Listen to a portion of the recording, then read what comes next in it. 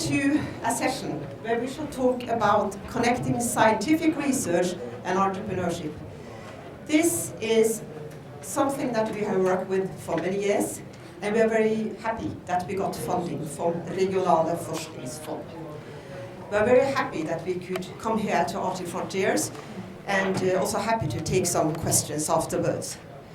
The project that we have been working on for presenting this is a collaboration between Nord University and UiT. So, we had some prior knowledge. We have been working with enterprise development, collaborative advantage, value creation, entrepreneurial universities, and transnational entrepreneurship, in addition to responsible innovation for many years. So here are some books that we have presented, and here are the research project. Thank you to Norges Forskningsråd, yes. And then some,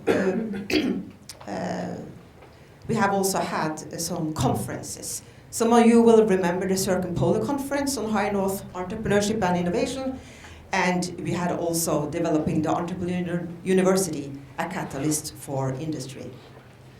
So, what is then co-creating new business activities through research entrepreneurship linkages? So, we do know that scientific knowledge is a key driver to industry innovation. And there is a large potential for increased value creation through fostering linkages between academic research and industrial application. We also know that universities, they have their research, their education, and third mission, but universities need to be better. They need to develop structures, they need to develop formal, informal networks, and third mission strategies.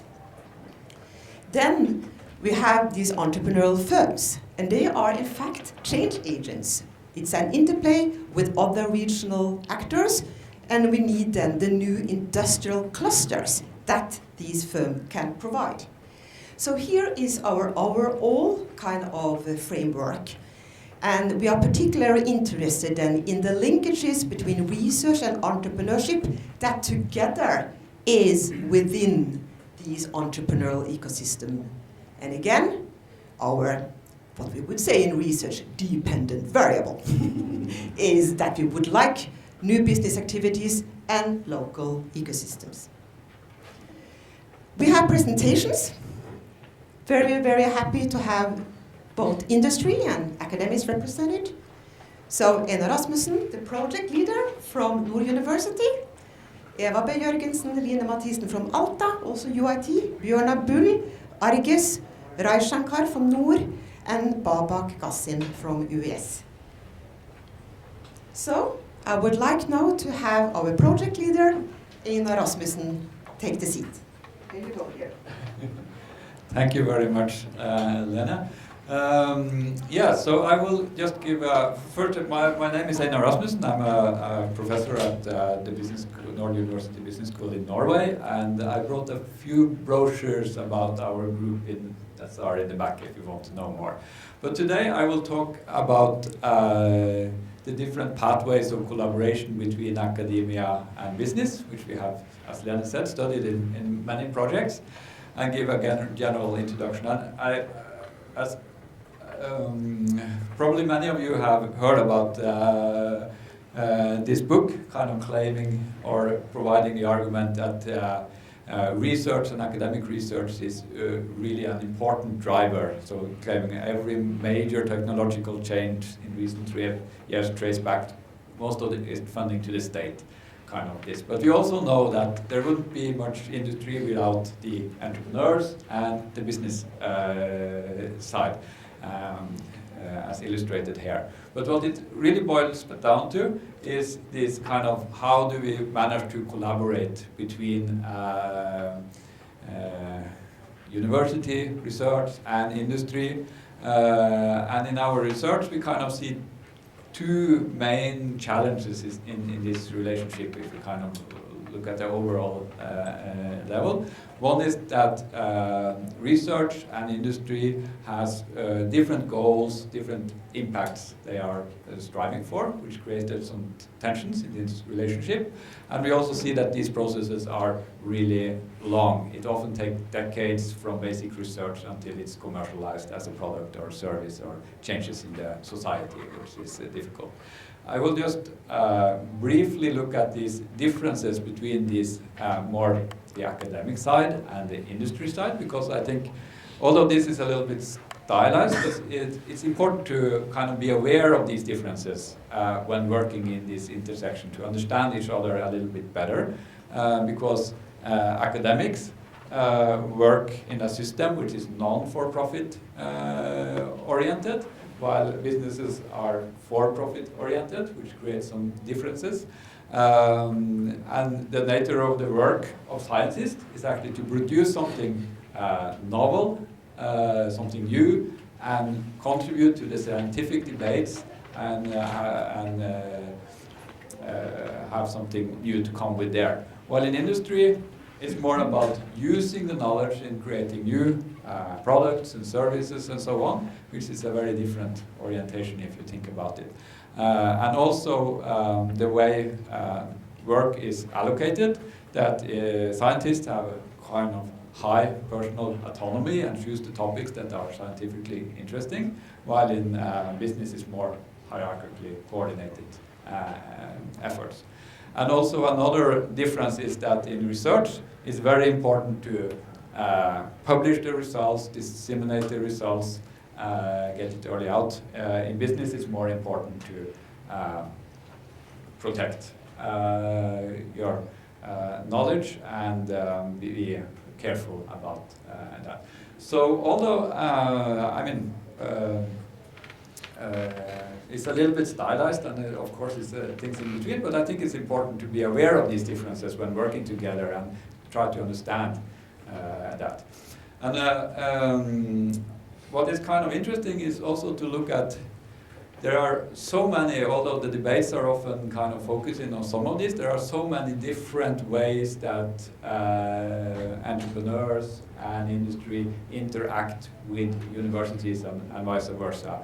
Everything from the more formal ones in research projects and licensing and creating spin-offs and these kind of channels, but also a lot of more informal ways, which I call pathways here.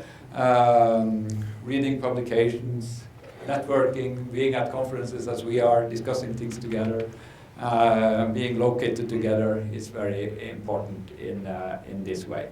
But it all happens also, now we've been talking about academia and industry, it all happens within kind of a ecosystem if we want to create businesses together. And as a part of the project that is arranging this event, we also have a book. It's in the print, so I don't have a copy, but on Startup Incubation Ecosystems, where we kind of look at these complex networks where different organizations, individuals, and companies are interacting together in a region or context. And if we think about it, to create these kind of good ecosystems, we can maybe compare it to natural ecosystems, like a forest is kind of composed by different actors. So a good ecosystem for creating startups, for creating new industry, is kind of difficult to grasp because it's multi-layered. It consists of the individuals and the firms and the corporations and the regions and societies, so it factors at many different levels. And it's kind of something that exists, so you cannot really design an ecosystem, but you can influence it, you can change what is going on, but it's not kind of, you cannot design and build a forest. You have to kind of influence how it works. And it's connected with other ecosystems. So the forest here has some visitors from another ecosystem, and that's how you connect with, if you have a good ecosystem in one city, you are connected with other cities. In one university, you are connected with other universities and so forth. And you have a lot of different actors that can provide resources, let's say, to a startup or to an innovation project, and so on. And a final important point is that the different actors have different purposes in an ecosystem. So while some maybe focus on creating startups, others focusing on innovation, some focusing on, say, sustainability, and some are focusing on well-being or societal development and so on, which kind of have to be met in order to collaborate in a good way. So I think 5 minutes is done. Thank you. Yeah. And then Eva.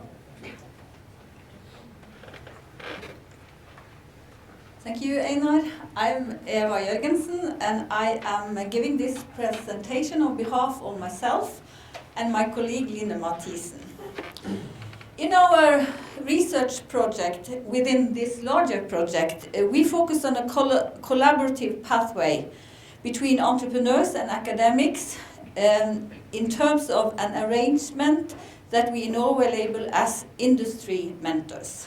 Industry mentors are entrepreneurs that become engaged in part-time positions at universities. This is a pathway that we tentatively call university industry engagement. And this is not about commercialization of research or startup companies. Earlier research demonstrates that university industry engagement is much more common than commercialization. We have identified around 25 industry mentors in Northern Norway, and we have interviewed 11 of them, and 16 of their academic counterparts. We have also been engaged in collaboration ourselves, and one of them that I have been collaborating with is Bjørnar Bull, who is giving the next presentation. So far we have worked with 2 studies. Study 1 is about practices and effects related to entrepreneurs in academia, and study 2 is about the facilitators of co-creation in these relationships.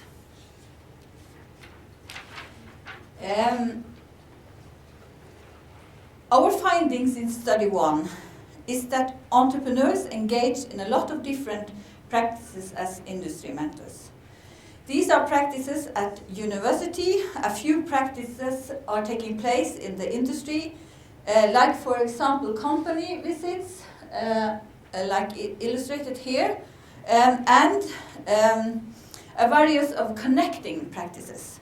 Bjørnar will come back to some more examples in his presentation. We also find that these practices have some effects on building more entrepreneurial university, creating new business activities in the industry, and developing local entrepreneurial ecosystems. In study 2, we asked what role proximity plays in value co-creation between industry mentors and academics. Value co-creation means making use of knowledge for both partners, and one example is co-supervision of graduate students. As the process unfolds, academics and industry mentors move knowledge. They discuss, decide, and combine what they already know. They develop what we can call knowledge readiness. We suggest that knowledge readiness stretches the knowledge from past to future, facilitating co-creation. We have also found that time influences this interplay. So, finally, implications. University industry engagement may be more important for the development of Northern Norway than we have anticipated so far. Our message to Bjørnar and other entrepreneurs is continue to engage in collaboration with academics and support it also financially.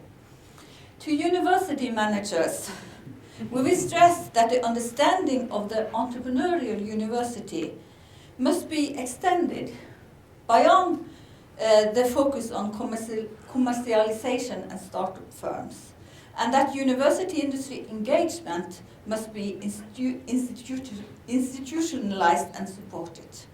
And finally, policymakers must take into account that long-term industry university engagement matches contextual conditions of Northern Norway and other rural regions. Thank you. Thank you so much.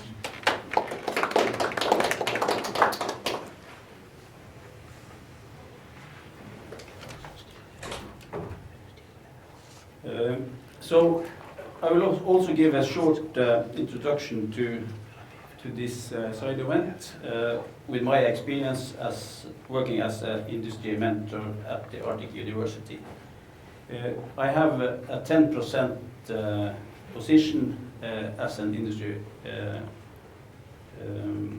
mentor, but my main job is managing director for a small company called Arctic up in Alta.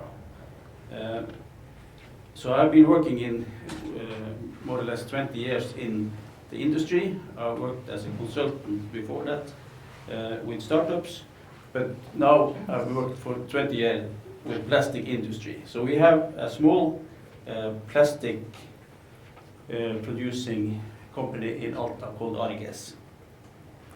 So feel free to stop by our website or our Facebook site to find more information about the company. But our company have proven during many years that we are very innovative. We have a lot of examples of new products we are taking into the market, and we use these examples in education.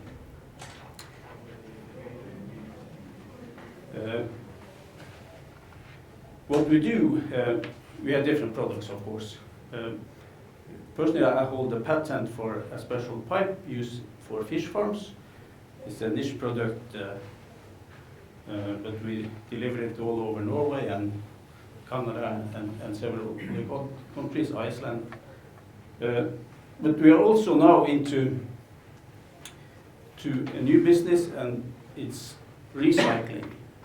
We collect waste, plastic waste from fish farms and transform this back to raw material for new products.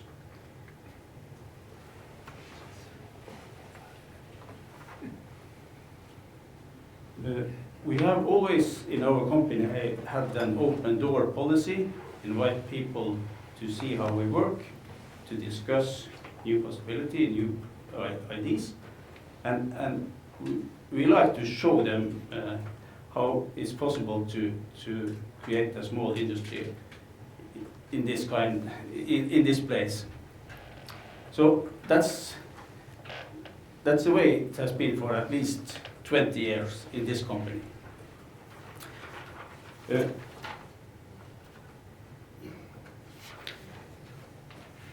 So how do we work together with academics like Eva and the students?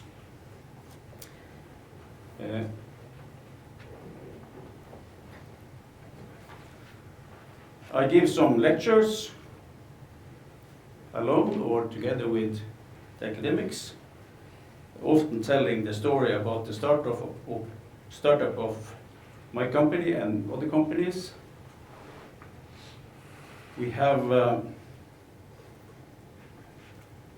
invite students to look closer into specific issues in our company, like a case study. We even had our company as an exam for students. We are into some research projects. We have contributed to a chapter in the book together with Eva and Lene. Speed of innovation and proximity in a rural context. And we also work making video or podcast discussing selected topics and to be used in education later on.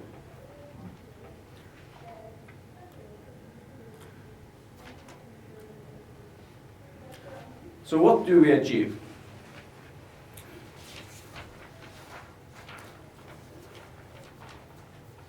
I think we are bringing empirical good example into campus life. We have, through the history of the company, many ups and downs, and tell the students our experience with working on very different cases. We show how economic theory and models are used in daily business life, and we hope to inspire students to establish their own business. So my main motivation is to help more people establish new sustainable businesses. And as I said, we have an open door policy, and this is my way of getting feedback and ideas back to my business. Thank you.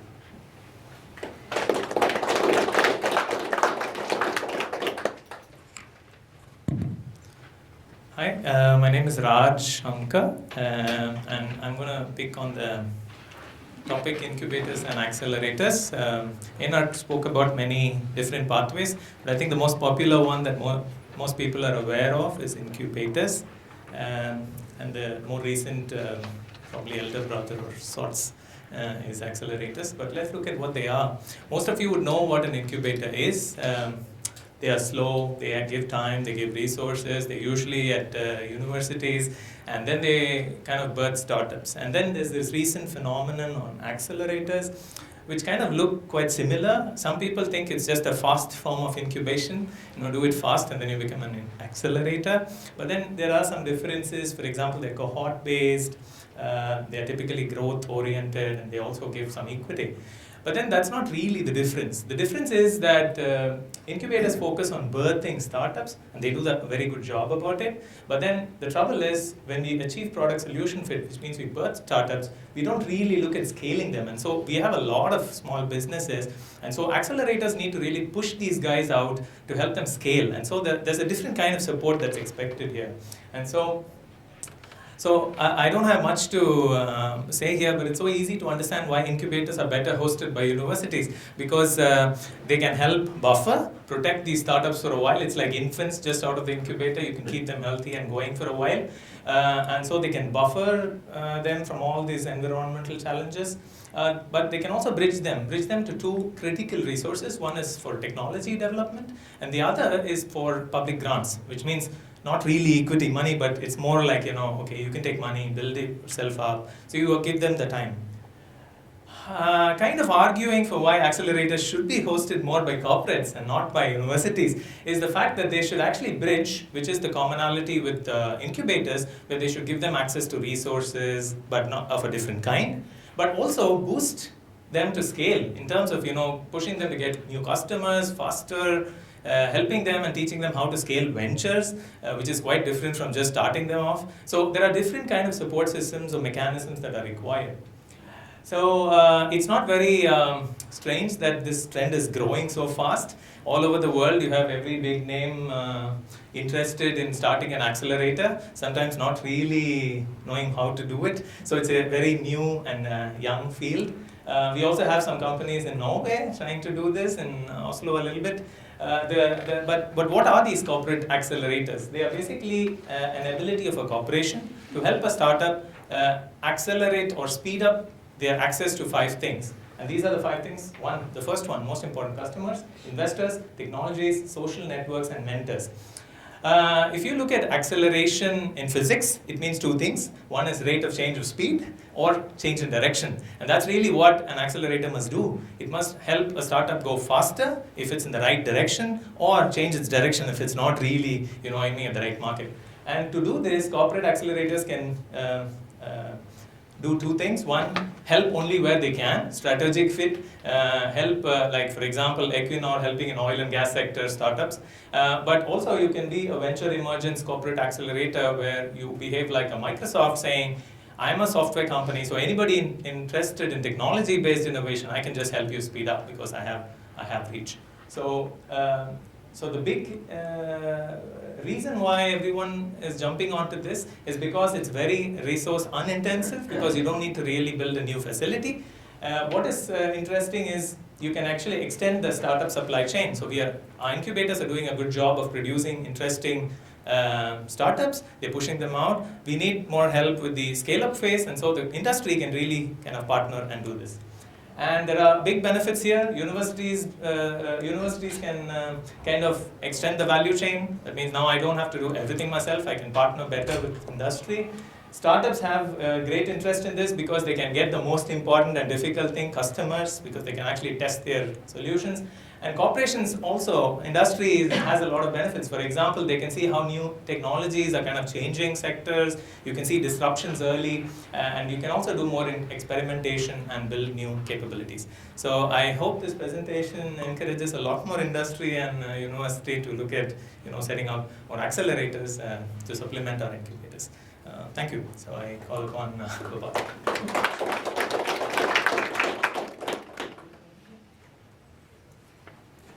Hello everyone, my name is Babak and I'm working as an innovation advisor at the University of Stavanger in Norway's west coast. As the last talk in this session, I will use some results from my PhD project at the Arctic University to discuss why engaging an interaction with external stakeholders, including universities and research institutes, is necessary for developing and creating new knowledge and innovative solutions aimed at sustainable business development. So when we talk about business development, it's usual and often that the financial perspective receives the greater weighting. But being in the Arctic and dealing with industries that have huge impacts on both social and natural systems, it is evident that just the financial perspective is not enough to achieve successful business development. And indeed, nowadays, all industries and businesses, they have to consider both the positive and negative impacts of their activities on global sustainability objectives according to this well-known framework. And in this regard, the main message from my PhD project is that even for controversial industries like the minerals industry, it is not that these challenges and these global objectives, they are not just a burden, but they can even become an advantage if relationships with appropriate external stakeholders is in place. I will now show you two examples where companies from the Norwegian minerals industry have managed to engage appropriate external stakeholders in their business development. So the first example, as we can imagine, extracting minerals from a remote and unique natural environment may lead to conflicts where the mining company, they have to cease or delay the operations. But in this case, the mining company has managed to engage the local community interest organizations and the municipality by using the design thinking method. And this has led to long-term relationships with external stakeholders and social innovations and gaining the important social approval that is an essential component for the economic viability of this company. The second example is using the material named graphene, produced by a Norwegian company that was used to clean up the radioactive waste from the sea in Japan. In this case, the Norwegian company, they first met the Japanese university in a conference. This informal interaction then developed into a formal collaboration where other technology companies and research institutes, they came into the collaboration. And finally, they managed to produce a product that meets the customer's specific requirements quite nicely. So what we can learn in terms of implications for better policies and business practices, first of all, is that these external relationships, they also need good internal competencies. So first of all, we need to augment employees' skills in different aspects, including technical and environmental things. Second, we have to facilitate the formation of industry clusters. So Einar talked about ecosystems. Here it's about ecosystems, how we form good relationships and linkages between the industry and external stakeholders, including universities and research institutes. Third, when it comes to non-academic stakeholders, it's important to create this mutual commitment between the industry and the social community. So having frameworks that produce that commitment is important.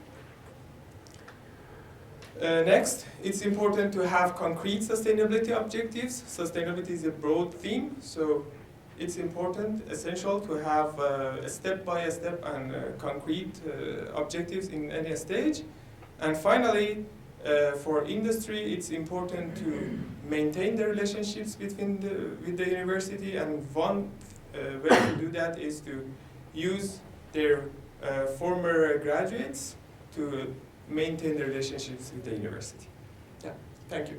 Thank you so much.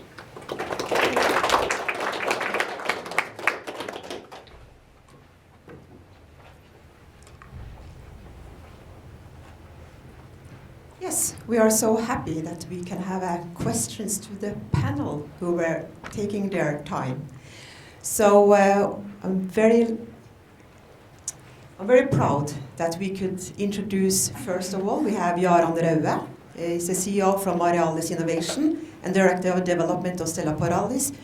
You have helped a lot at UiT and discussing about biotech. You are an inspiration for the young students, and very, very happy for always your cooperation. Then we have Astrid Tugwell, who barely did not manage to come with a plane from Alta today. I'm so happy that you sit on your seat here. Astrid Tugwell is CEO from Kunnskapsparken Origo in Alta and has quite a long experience. Then we have Karl Johan Jakkelag, Managing Partner in Nordinnova Forvaltning. And Karl Johan, I think you must be the most experienced and senior member of Norway in how actually to get financing to research-based companies. It has been amazing what you have accomplished. And then our own dear Anne Husebekk, who is a doctor from Origin, she is a rector, and she also is an entrepreneur, have started a company. So thank you so much. If you could take your place up there.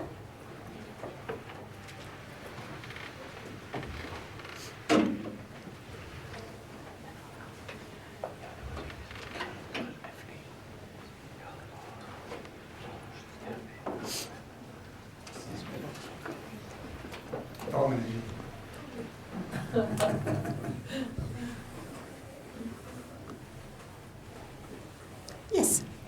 So first of all, you heard what they told about the collaboration between the university and the industry, but it is interesting for us to discuss with you what is the potential for using a much broader range of pathways than the formal ones that we have at the university.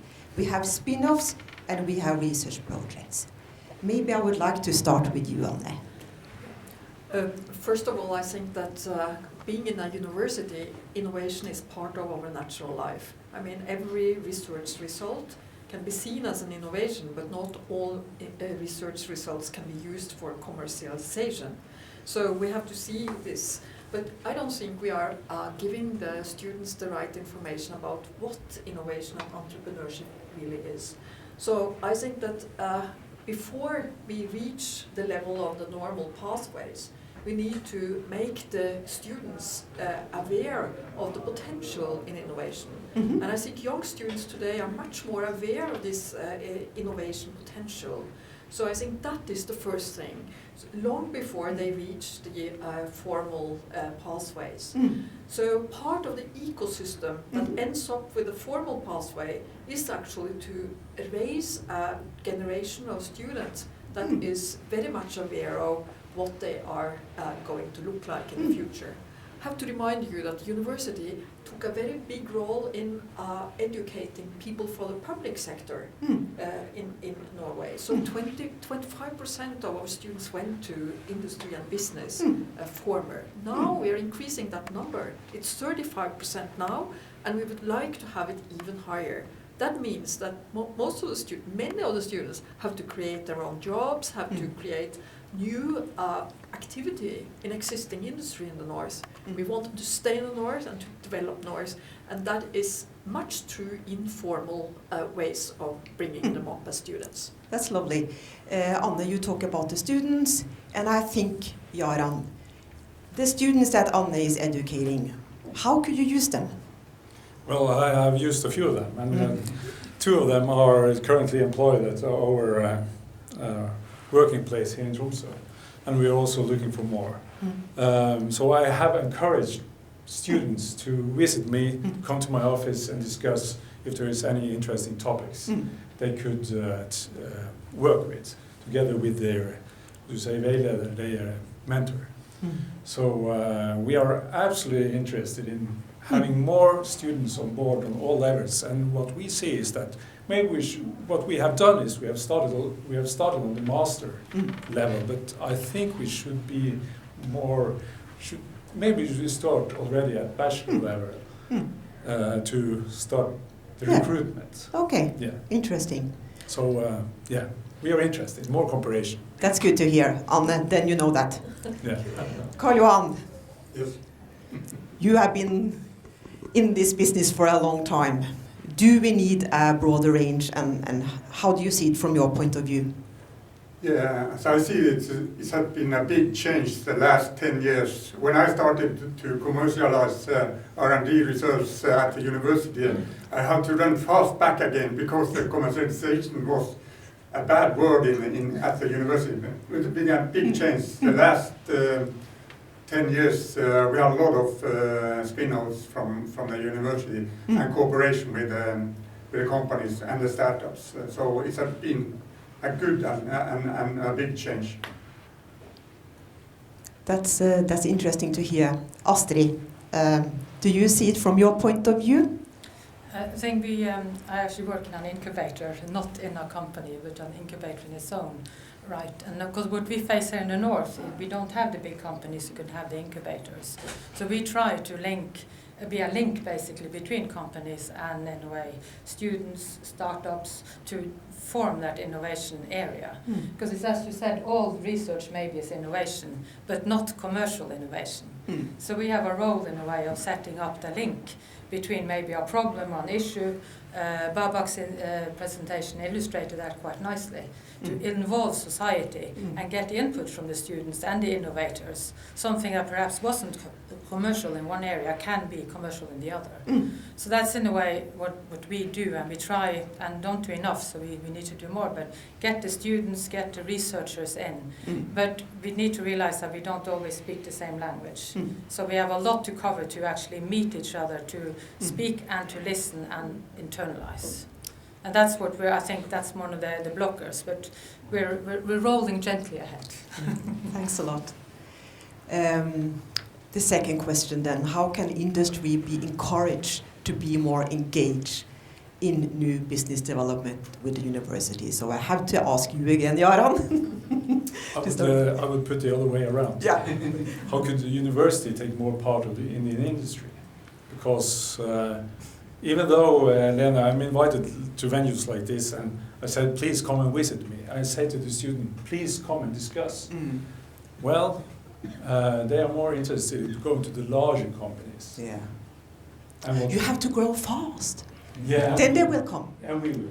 And we will, of course. But yeah. I would like to see more engagement from the university. Yes. I will dare to be so provocative that be even more active. Yeah.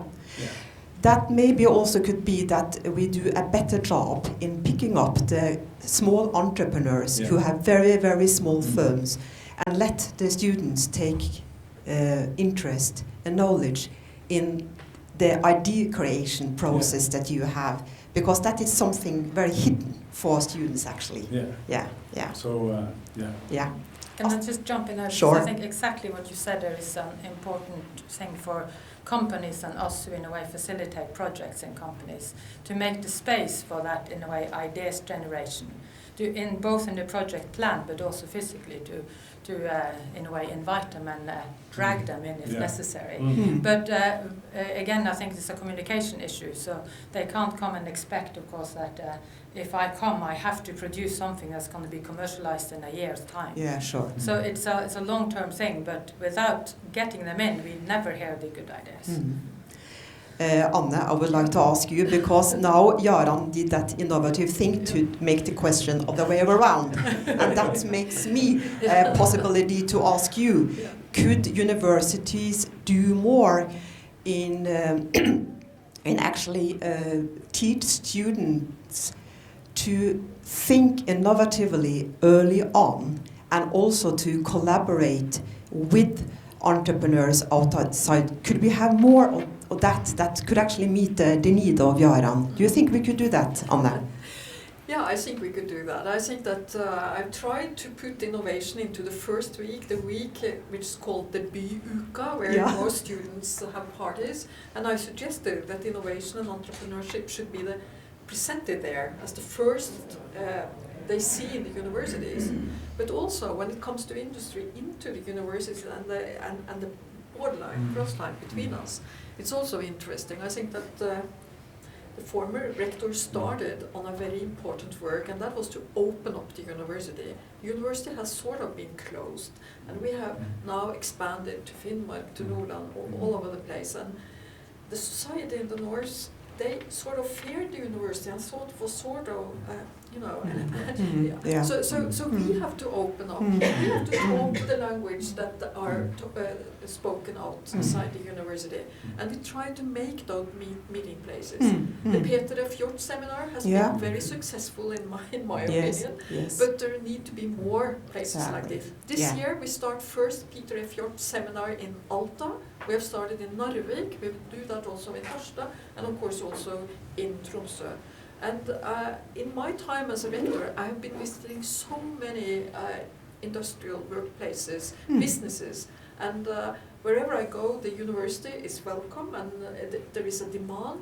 But I think still there is a small barrier for that complete collaboration that we look for. Karl Johan, you know a lot about larger companies. Could they, for some reason that we have spoken about here, could the closeness to the universities and the students be enhanced? Oh yes, universities are a big source of ideas. Like for an investor like us, we have about 500 ideas or deal flows coming up to us. About half of them are from the university, patents and also spin-outs coming out from the university. So the closer we are working as an investor with a university, I guess we get more ideas out of that. So, and we make a survey for a few years ago. 60% of our employees in the companies, in the 20 portfolio companies, are highly graduated from the university. So they are also a competence partner when we start up a company. So university, and I guess it's more of that kind of ideas can come out of the university if we make more good platforms and more you said connection with investors, companies and university research platforms. So maybe it's actually the platforms that we have to work on in the universities, because you say that they are graduated from university, so they are actually in some sense role models. So the people working in the firms, they are role models for the future students. Anne, please. Yeah, but we have one example now which is interesting, because the Norwegian Research Council has funded a project in Narvik connected to the building industry. I don't know if that's right word. Construction industry. In Northern Norway. That is a collaboration between the industry and the university. We have faced some difficulties.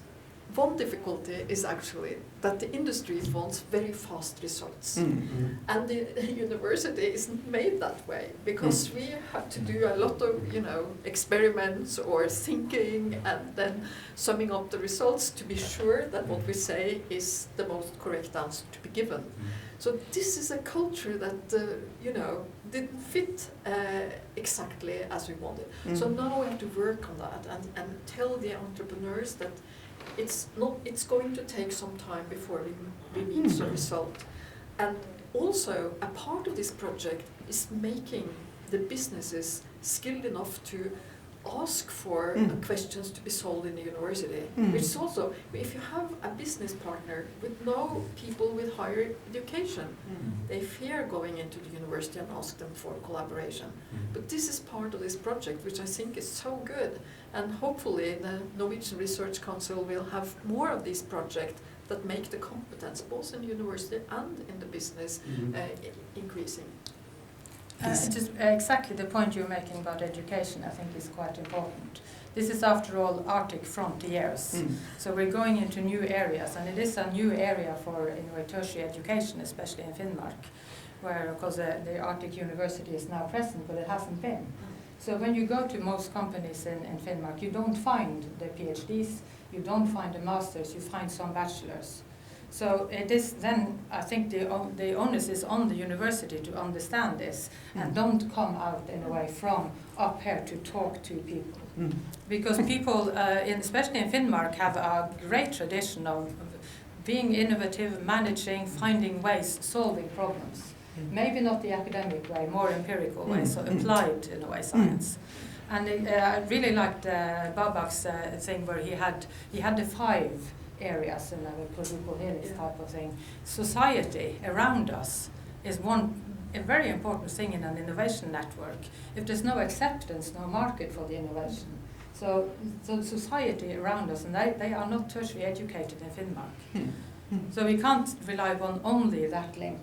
We have to find other ways, otherwise Finnmark is out of bounds. Yes. But frontier work. Yeah, that's great. Now, what role can industry have in scaling new businesses in addition to funding? Karl Johan, could I rely on you? First is funding, and final is capital. Because it's also for the startups. It's about, do you have milk and bread in the refrigerator the 10th of each month? So money is very important, and if you are going to scale up a large business from the spin-off from the university, where you need about 10 to 100 million of equity to go to the market, you need to different what you are looking for. Like if you are, as an investor, going to see what to invest in spin-offs in IT sector, you have to see how the cash flow is coming out and fast and how fast you can go into the market, because that is a way for investor to get the value of the company. But if you see in another way, for instance, like to life science and biotechnology sector, that is not that must there is a patent. You must have the patents for the products, and the value creation for the investor is the value increase of the company, not the cash flow.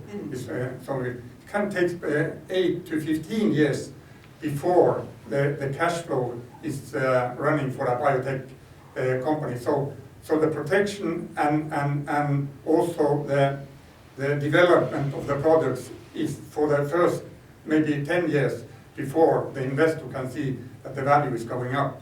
So that is very important for how we when we're scaling up and what are you scaling up? Is the IT sector or biotech sector or another companies? So, but the money is very important. Yeah. Thank you. Jørgen, could you add to this? Of course. What we want to do and what we are doing is we are offering, taking part of we can say a bachelor degree or want a master's degree or the work they do for getting that. But and I would also, what we have discussed, and just connected what Anne said, in order things, our research and academics take time, and we are impatient. But we could be asked to be some kind of advisors. And there are some good examples. But we have discussed in the cluster, UiT Nord cluster, why don't we set up advisory boards to help people through.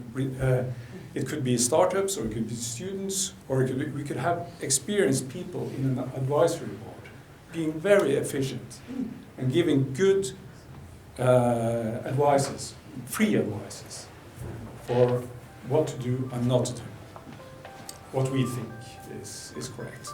And the last thing, yeah, please, Karl, but what we are doing now is that without our field within marine biotech, recruitment, knowledge and knowledge sharing is very important. So we are actually now taking an initiative, and very hairy initiative, to establish an kind of industrial innovation park for marine biotech, where commercial production will be the backbone of the park, but where people and students, entrepreneurs are invited to come and see and learning by doing. It will be hold a production facility, it will be laboratories, and it will be classrooms. Come and see what we are doing, all from high school to PhD students. Lovely. Yeah. Anne? Yeah, but we can see some examples that are good examples showing that even with industrial partners it takes time. That is the Finnfjord project. Yes. It went all from basic research. Now we have found that we can grow algae in huge containers, and they absorb a lot of CO2 from the toxic smoke of a ferrosilicon plant. But still, the product development takes time. So even if we have established a laboratory on the ferrosilicon plant, it is still a way to go until both the biology of upscaling such an algae production, but also the technology that's needed to have a plant of making fish feed, first part, is it takes time and a lot of money. And this product, the algae biomass, can be used for many other purposes. So what we actually are doing now is trying to make an international consortium that can take the other things. So this is making accelerator within the university with an industrial partner or many and investors, which can scale up something that is extremely interesting for the future. Food production will be extremely different in the future compared to now. And these algae, which we feed the salmon in the future, can also feed us. I'm positive about this. But this needs more competence, more development, more money. That's a wonderful example. Astrid, would you like to round off this? I think the clusters, basically, as we were talking about earlier, also in Narvik, industry could provide more clusters. You give them, of course, a body of people. The knowledge of 1 + 1 is more than 2 when you put people together. And also in Norway we just launched catapult centers where we are basically going to launch people out to do it faster. So not all of us are sat close to a place in a university or even a catapult center. So there's also no ideas that we can move. For instance, for Finnfjord could potentially have been such a center where you can prototype things. So industry could be better at, in a way, facilitating something that I am good at, something that he can use. Smart specialization, we call it. So use that wider instead of I'm using only my knowledge for myself. In cluster work, in catapult work, and especially, of course, in maybe the new type of cluster, the digital clusters, because we sit scattered in the north. So I think that's one of the key things that we could do to promote a little bit faster and more commercialization. Great, thanks. Yes, universities are an important institution for educating entrepreneurial talent, and we do know that. Anne, could we do some more there? I'm sure we could. We can never be better. But now we are making a plan for how to implement innovation in all parts of the university. It was first a report that was made by Edel Storelmo at Narvik. Now we are making it more for implementation in the university. A lot of efforts have been done in order to do that, and hopefully it will work. At least I think this is an initiative that we have waited for. We have used methods, internationally available methods to do this, and hopefully that will help. And I think that universities can always be better. They are good, but they can always be better, so we have to strive for more, to be better all the time. Yeah, thank you so much. I think an important question that raised from the last presentation was about sustainability. And I would like us to discuss the last question. How will the focus on sustainability influence the entrepreneurial ecosystem? Do you have some ideas here? Who would like to start first? I could say something now. That's good, thanks. What we see that we need more people. We need more knowledge and we need more people on board.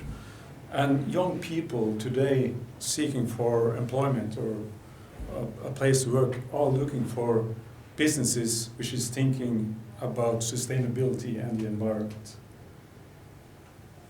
So that is one important factor for recruitment. We have to think clearly about our profile and what we are doing in real life with regards to sustainability and environmental questions. So recruitment is one thing. Yeah. Karl Johan, would you like to take on? Yeah, what we see now is that the investors are taking care of sustainability and also how the startups and also the companies act in the real life when they are coming out to the market. So that is very important question for investors now. And we see the capital is also, the risk capital is also switching over to that type of business now. So that's a global trend.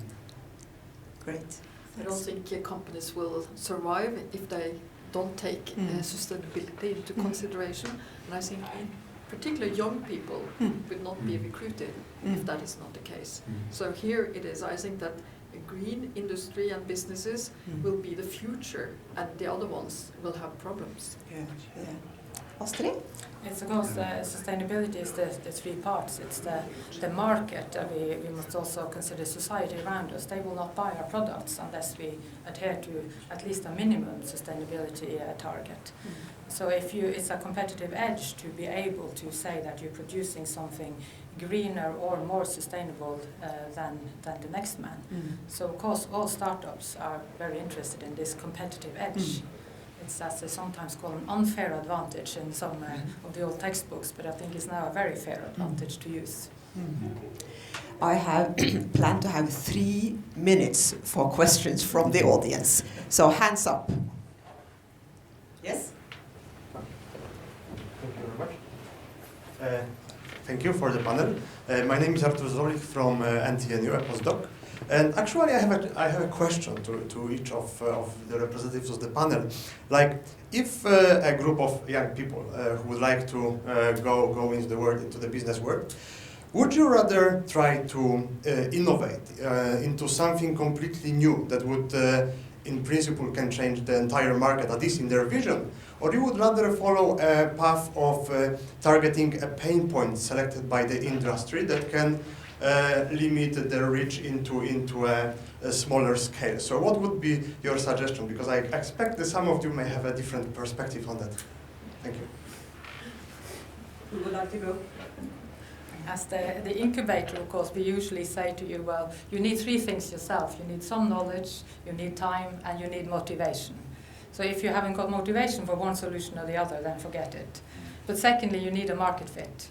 If there's no market, so if there's absolutely no market, then I would suggest you're more on the sort of basic research level or the real innovation, something totally new.